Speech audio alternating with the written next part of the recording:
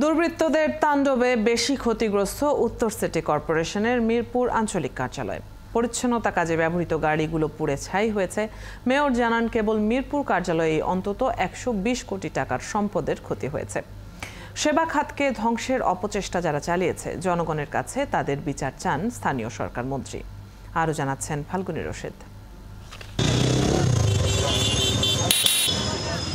ধ্বংসস্তূপের পোড়া চিহ্নের মধ্যেই বাইরে বের হয়েছে মানুষ, ছুটছে জীবন ও জীবিকার প্রয়োজনে। মিরপুর 10 নম্বরের এই ফুটওভার ব্রিজ পুড়েছে নাশকতার আগুনে। নিচে পুড়ে যাওয়া পুলিশ বক্স দেখে ক্ষণিক থমকে দাঁড়ালেও আবারও যার যার পথেই ছুটছে পথিক। ঢাকার উত্তর সিটি কর্পোরেশনের অঞ্চল 4-এর মিরপুর অফিসে হামলা হয়েছে সবচেয়ে বেশি। পরিচ্ছন্নতা আর রক্ষণাবেক্ষণের কাজে ব্যবহৃত গাড়িগুলো পুড়ে ছাই হয়েছে। উত্তরের মেয়র জানান, কেবল এই অঞ্চলটিতেই অন্তত 120 কোটি টাকার ক্ষতি হয়েছে। সেবা খাতকে ধ্বংস করে দেওয়ার এমন অপচেষ্টা যারা চালিয়েছে, জনগণের কাছেই তাদের বিচার চাইলেন তিনি। আমাদের টোটাল 67টা গাড়ি নষ্ট হয়েছে, এর মধ্যে 29টি গাড়ি সম্পূর্ণ ধ্বংস করা হয়েছে।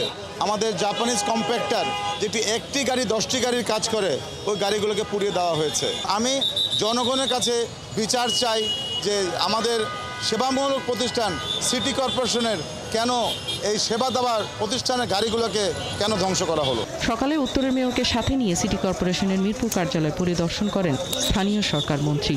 ব্যাপক ক্ষয়ক্ষতি হয়েছে এবং জনগণের মধ্যে একটা আতঙ্ক সৃষ্টি করা হয়েছে।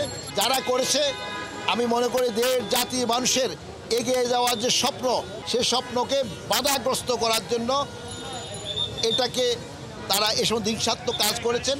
এটাকে অবশ্যই আমরা সকল সচেতন মানুষ ঐক্যবদ্ধ হয়ে তাকে মোকাবিলা করার ব্যবস্থা করতে হবে।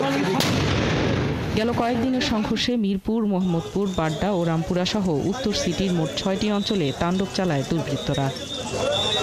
ফাল্গুনী রশিদ, 71, ঢাকা।